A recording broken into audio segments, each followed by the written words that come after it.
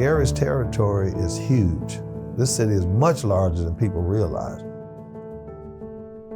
At one point, Gary was close to, if not over 200,000 people. The last census said we had 69,000 people, right? 54 square miles. We're almost the same size, if not larger than the city of San Francisco.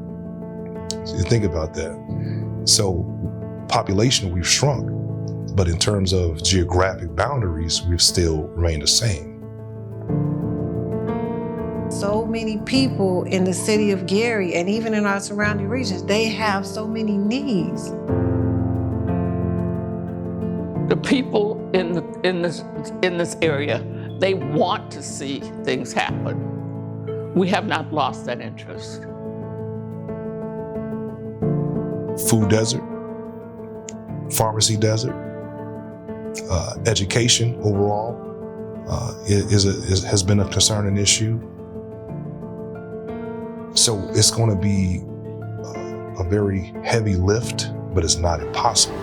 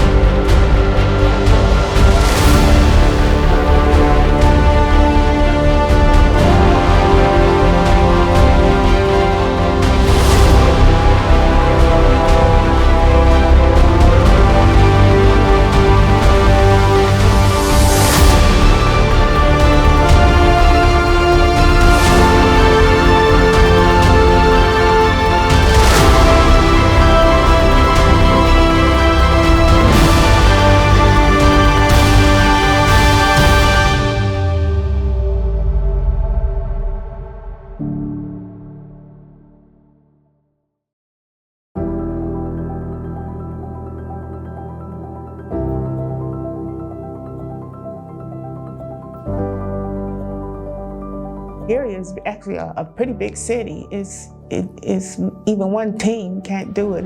It's going to take a lot of people. The more people on board, the faster the projects will get done and the better the city will look. You don't have to be an elected official to serve. You don't have to be an elected official or have a significant quote-unquote title to help transform a community. Government is not entirely responsible for everything that happens in the city. We've got to have some help.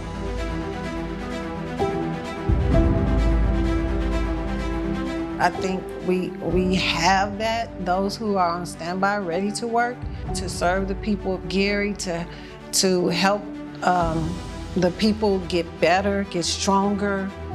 Our citizens, they call when they have a problem. That problem doesn't always go with the job title, but you reach out and you do what you can to make everybody's life a little better.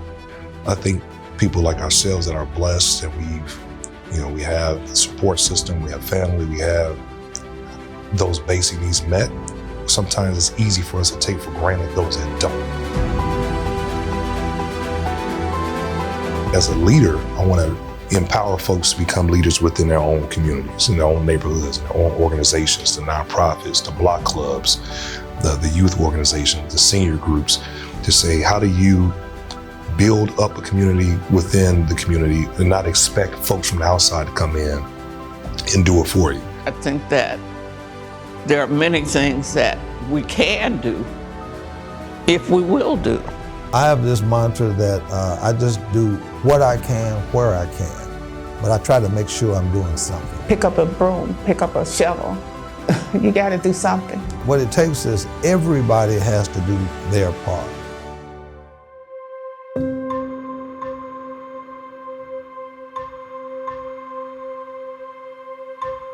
Unity and collaboration is necessary for any work.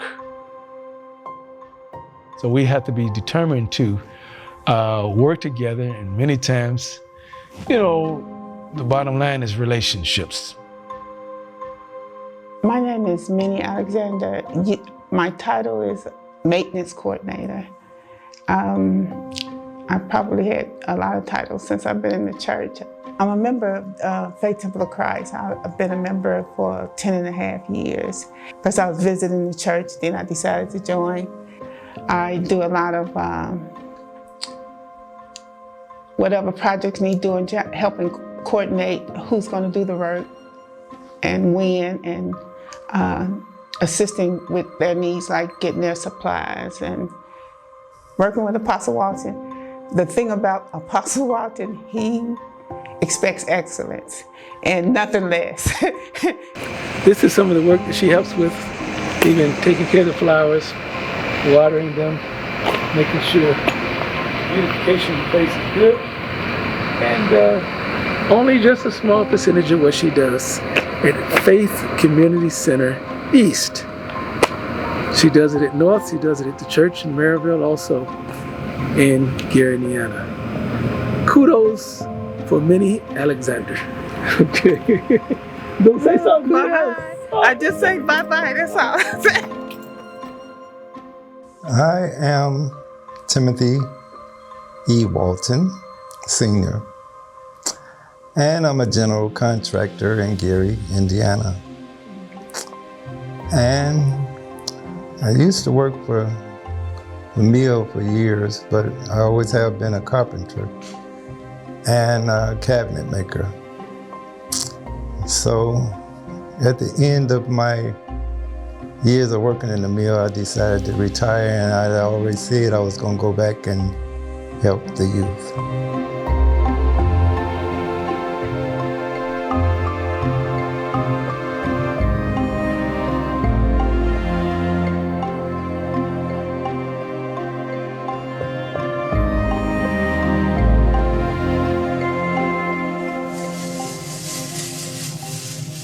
Very good. Now, I'm gonna show you an easy way to do that. You could let your hand ride on that so it's not up in the air and you don't be teetering. If you put your hand, lay your hand on there, you can just draw it straight back. So I went up and took courses and got certified and licensed and bonded and insured. And now I'll be teaching. We got a school together off of 21st Avenue. I'll be teaching the trade to the young.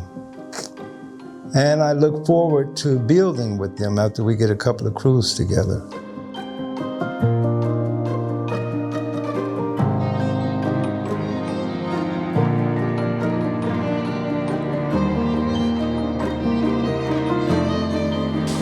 Use your mark right down at the bottom. You can stay even with that. Pull your body back, not your arm.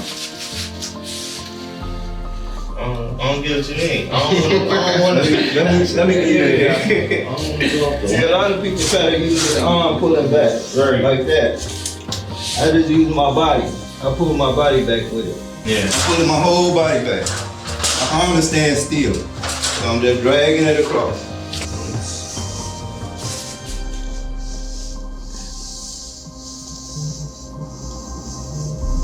That's it.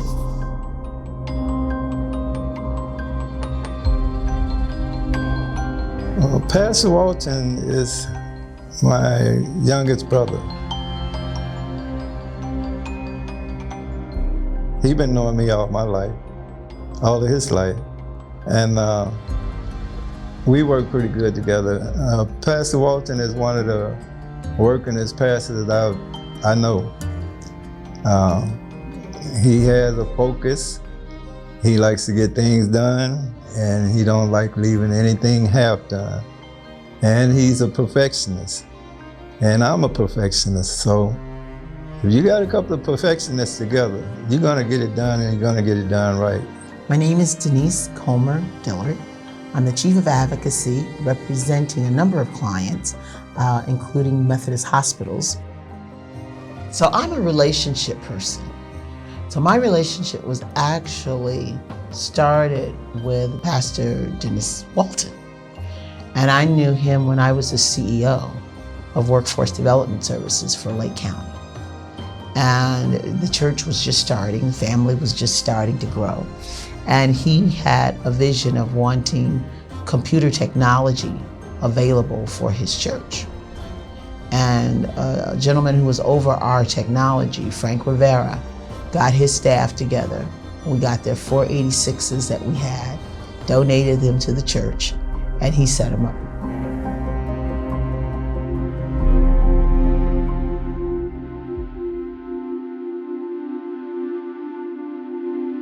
When we are just sensitive to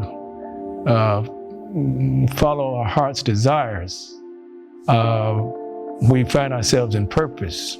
And the scripture says that God will give us the desires of our hearts, but he places those desires there. I really didn't have a direction as far as what I would be. I like sports. In high school, I wanted to go and be an airplane pilot, but I didn't have the focus enough to keep my grades where they could have been. So I ended up joining the Navy, and there I became an electrician in the Navy. And went to the Department of Technology, got my electronic engineering degree. In school, I ended up giving my life to the Lord, and purpose became more clear. It wasn't until after I came back from the Navy on a vacation, Norfolk, Virginia, drove back, and I didn't really see the degradation that had taken place. I was born and raised in Gary, in Terrytown. It was depressing when I came back for Christmas and other times, and I didn't know, kind of like things change without you realizing. But after being away and then coming back, you can see that Gary was very, very poverty-stricken. It was seemingly left to itself, abandoned buildings, abandoned homes. And it was really, really sad because I didn't realize what was taking place through the years of my growing up, that it was literally going down. Faith Community Center East is kind of some of the area where I used to walk as a child. I used to come through there, and it don't look nothing like it did when I was a child. The house I grew up in, actually, when my parents moved in, it was new, but it's not there anymore. It's not even standing anymore. So helping with rebuilding is just amazing to me. My family business is real estate. My father was one of the pioneers in real estate here in Gary. And so that was my family business to begin with.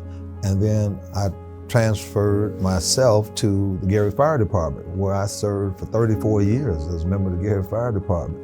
And in the process also during that time, I was a city councilman for 16 years, been involved in all kinds of activities, events, things for citizens, seniors, youth, adults, just a myriad of things. And so I've been part of Gary for a long time. I came out of Horseman High School and continued my education at Howard University, where I majored there in economics and political science. And then I went to Indiana University, where I got my master's in public health administration. I remember going to Horseman High School, and I started there in 7th grade, and that's when Locke School took, again, with busing, took a total of 2 to 3 buses of kids out of Terrytown, Taoiston, and they came to Horseman. The integration socially was mixed. Horseman was heavy Jewish, heavy Catholic. And so you had a very distinct line of economics as well as social strata there. Things were changing, and I don't realize that as I was living through it, but I certainly realized that as an adult and then studying the whole issue of eco and environmental systems being different. I went to school here as a child, graduated here, and wanted to go to the military, but I didn't make it that far. I started working in Chicago, making water beds, chest of drawers, nightstands, and clocks. I was working in the mill, I got laid off, and this copper took me in, and I was working with him for Sears about 2 or 3 years, and we were remodeling kitchens and bathrooms and he just deposited a lot into me. And after I went back to work, people kept calling for me to remodel the kitchens and bathrooms.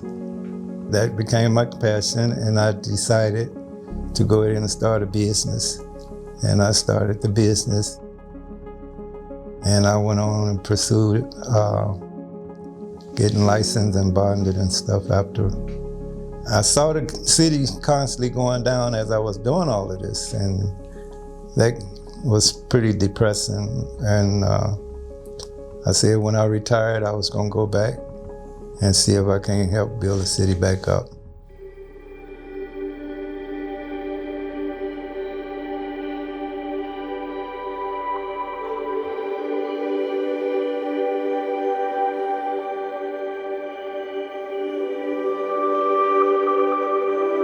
We're not in a situation where we have nothing to offer, and people are starting to recognize that now.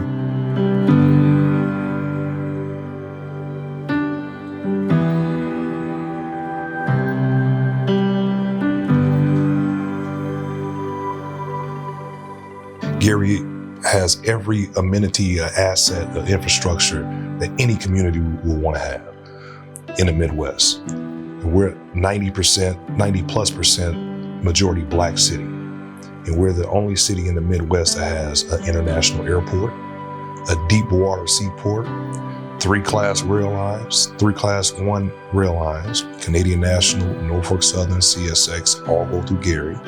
We have every major highway in the Midwest, I-65, I-90, 8094, right? So you look at all of those amenities, and don't let me forget, we have the largest fresh body of water in the country, if not the world.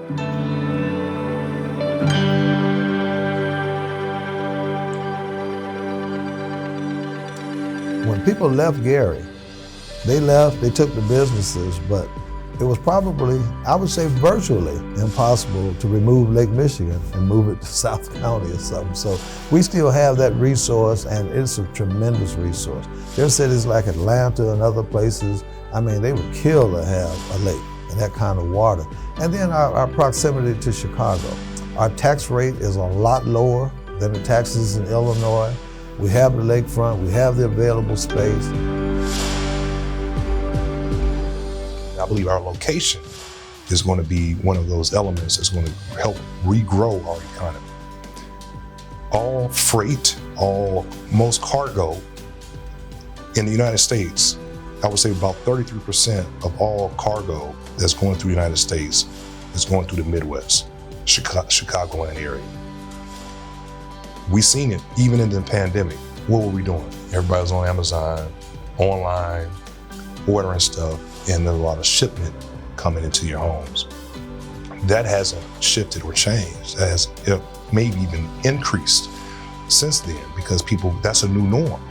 People are grocery shopping that way. People are ordering their goods that way. So transportation and logistics is going to be our modern day U.S. Steel. U.S. Steel built the city of Gary, but I believe our location is going to take us to the next level.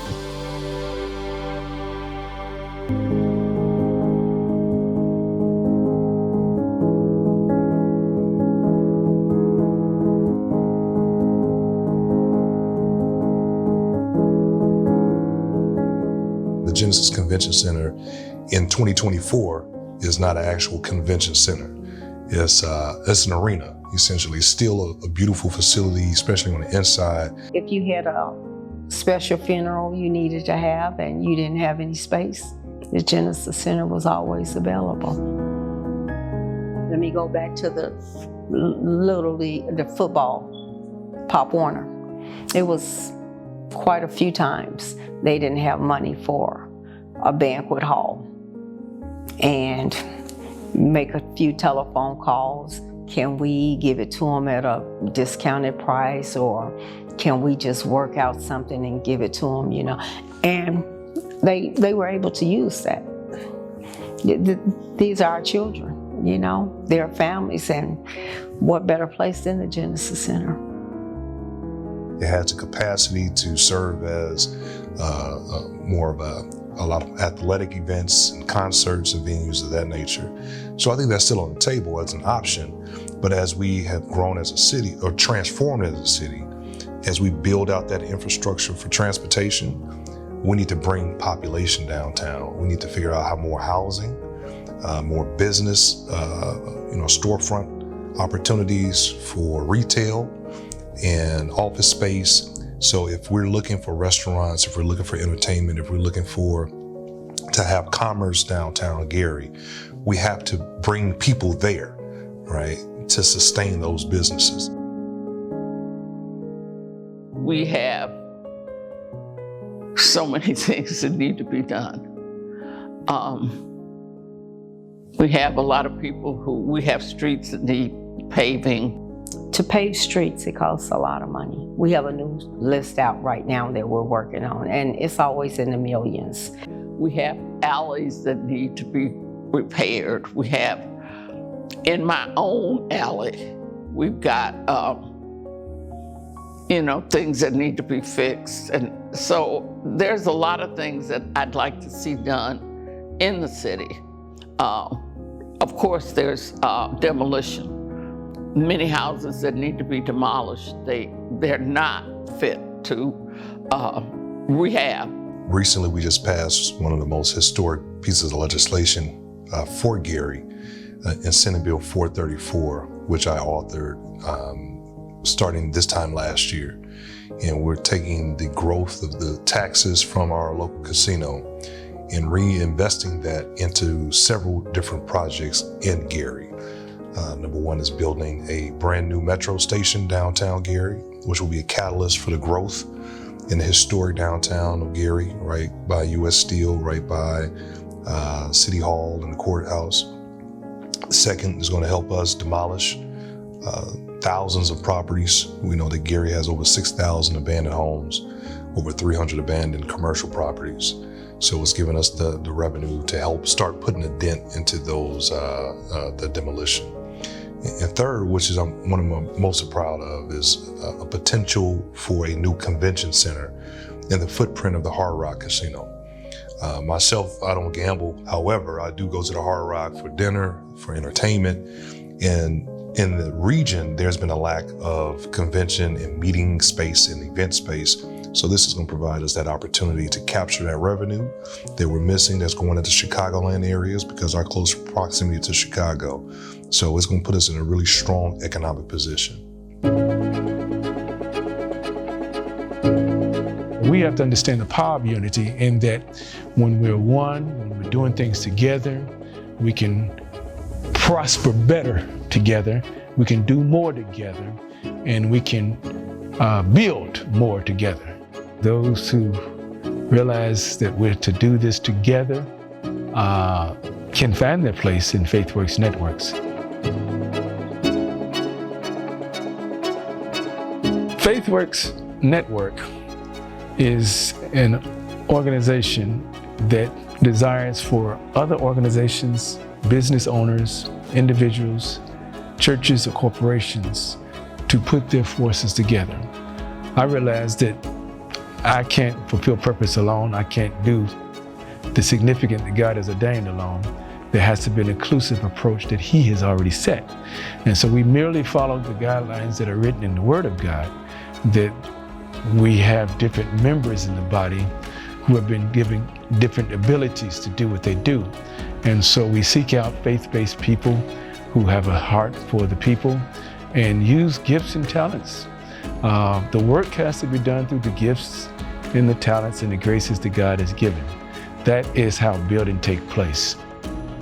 Is a very important part of the future of the city of Gary, not simply because it's my perspective, but based on the work that they're already engaged in. The rehabilitation of the group home on 21st Avenue, or the opportunity to rehab the old Salvation Army building on 11th Avenue. What's intriguing to me is their interest in the future and just looking for opportunities to engage the community in technological advancements. But also from speaking with Pastor Walton, there's an interest in bringing all of these entities that exist now and then others who can certainly support that vision together. Any occasion that I've had to interact with our congressmen and other business folks, I've made a point for them to be able to come and see the kind of work that he's done. That's what it takes. It takes someone to get out there, make the difference, and inspire and encourage others to do the same. Well, I think he's doing a good job in reaching out to get people from all of the sectors, all walks of life. It's not just for, he might target the underserved or an underserved population, for that has immediate needs. I get that. But he definitely is reaching out to say, but what else do we need to bring in? We have more complex issues than we have ever before. Mental health is an issue. Housing is an issue. Substance abuse. All of these variety of things that I know that your dad and so many others dedicate their life to address, that we have to pull those faith leaders to the table to say, what can you do even within your own block of your church? Can your members commit to helping to secure, if the city comes alongside you and partner with you to beautify this neighborhood, to provide after-school programming, summer programming, workforce development training.